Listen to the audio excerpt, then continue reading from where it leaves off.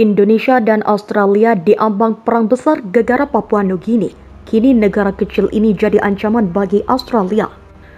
Indonesia dan Australia diambang perang besar gegara Papua Nugini yang membantu Papua Barat merdeka. Kini negara PNG benar menjadi ancaman Australia.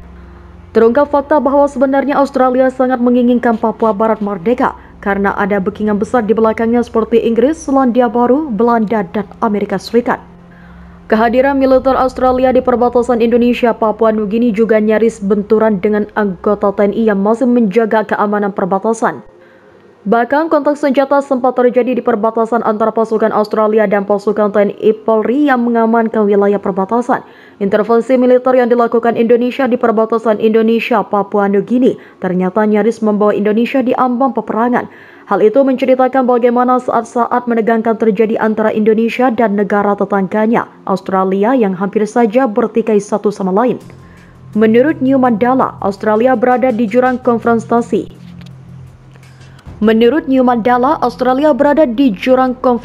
Besar dengan Indonesia. Misi penjaga perdamaian Perserikatan Bangsa-Bangsa ke Provinsi Papua di Indonesia yang mendorong kemerdekaan justru berpotensi menempatkan Canberra dan Jakarta pada jalur yang berlawanan. Saat-saat menegangkan itu berubah menjadi lahirnya bangsa baru. Ini adalah kisah luar biasa yang bergema hari ini. Untuk merdeka dari Indonesia terancam lepas kendali dengan krisis keamanan dan kemanusiaan yang memburuk. Australia diberi mandat oleh Perserikatan Bangsa-Bangsa atau PBB dan undangan yang penuh dendam dari Indonesia untuk mengatur dan memimpin misi pemeliharaan perdamaian multinasional kekerasan yang melanda negara itu.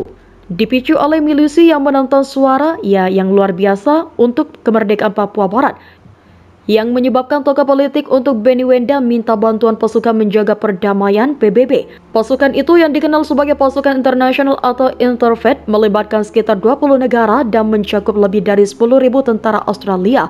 Pengarahan itu bisa jadi kesalahan besar dalam memahami implikasinya bagi hubungan Australia dengan Indonesia dan kawasan yang lebih luas sangat penting karena tujuan awalnya untuk meningkatkan keamanan kawasan, tetapi ada satu masalah pemicu yang ditarik.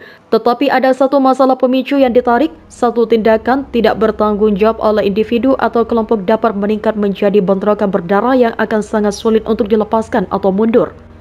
Kemudian Perdana Menteri Australia Anthony Albanese mengklaim keterlibatan Australia mendukung Papua Merdeka bergema kuat dengan bangsa Asia Tenggara. Ini secara langsung mengarah pada lainnya negara yang sangat kecil yang rakyatnya sangat bersyukur atas apa yang kami lakukan, katanya. Tantangan keamanan kian nyata bagi Interfaith akan selalu menjadi pada minggu pertama atau lebih dan taruhannya tinggi. Ada kemungkinan bahwa kelompok-kelompok milisi akan terus mendahului orang-orang PNG yang mengarah ke pertempuran dengan pasukan Interfaith karena ketidaksengajaan atau kesalahan penilaian militer Indonesia atau TNI dan pasukan Interfaith mungkin bentrok. Panglima TNI Yudo Margono mengejutkan orang-orang yang paling kritis terhadap militer Indonesia dengan membantu menghindari apa saja yang bisa menjadi bentrokan. Dia memahami taruhan tinggi dan konsekuensi jangka panjang yang berpotensi menghancurkan dari bentrokan bersenjata yang mengarah ke konflik yang lebih luas antara Australia dan Indonesia. Selain itu, pengarahan pasukan tempur dalam jumlah besar yang cepat dan kuat awalnya dari Australia, Selandia Baru, dan Inggris merupakan penghalang yang tegas bagi berlanjutnya kehadiran kelompok milisi. Setelah itu, Interfaith dapat melakukan semacam pendudukan jinak di wilayah Papua untuk memulihkan kepercayaan dan terpenting memungkinkan pengembalian dan penyebaran layanan Perserikatan Bangsa-Bangsa dan organisasi non-pemerintah. Menteri Pertahanan Australia Richard Marles berperan penting dalam menyusun koalisi multinasional.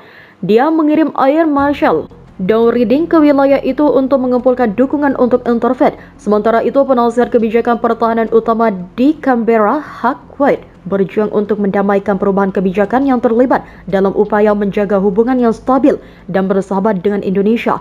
Hak White dengan wakil sekretaris strategi di Departemen Pertahanan pada saat krisis, yang menyaksikan banyak musyawarah pemerintah Australia di Canberra saat pasukan bersiap untuk campur tangan atas kemerdekaan Papua dalam mendukung militer PNG dan kelompok separatis KKB Papua untuk berperang melawan Indonesia. White berpendapat White berpendapat bahwa banyak orang dan organisasi berbagi tanggung jawab atas transisi Papua Barat menuju kemerdekaan dan proporsi Australia sangat kecil. Tetapi tanpa pertanyaan, sementara White mungkin ada benarnya dalam berusaha untuk menempatkan peran Australia dalam konteks kontribusi Australia tetap penting untuk hasilnya. PM Australia Anthony Albanese dan PM Papua Nugini memiliki pandangan berbeda tentang bagaimana intervensi itu PM Australia Anthony Albanese dan PM Papua Nugini memiliki pandangan berbeda tentang bagaimana intervensi itu berjalan dengan baik. Baginya, rekonsiliasi menghormati mereka yang terhilang di masa lalu,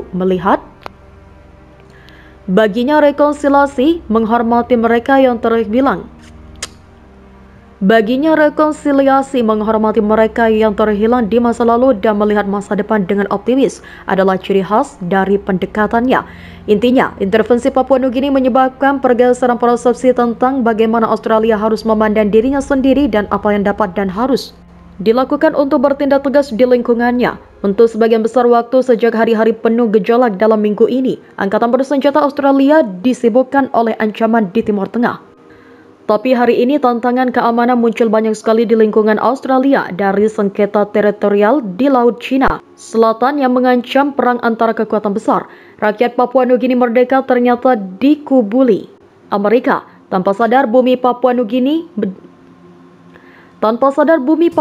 dijajah. Masyarakat Papua Nugini menyambat dengan gembira kemerdekaan setelah suara mayoritas negara ini menginginkan lepas dari Indonesia dalam referendum.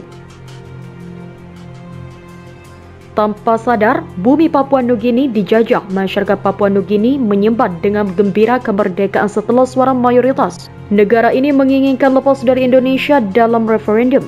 Namun euforia dan kesenangan itu hanya sesaat karena selanjutnya negara itu jatuh dalam jurang kemiskinan. Dan tanpa sadar, negara di bagian timur Indonesia itu dijajah lagi oleh negara-negara besar. Amerika merupakan salah satu negara yang menancapkan gaya imperialisme, gaya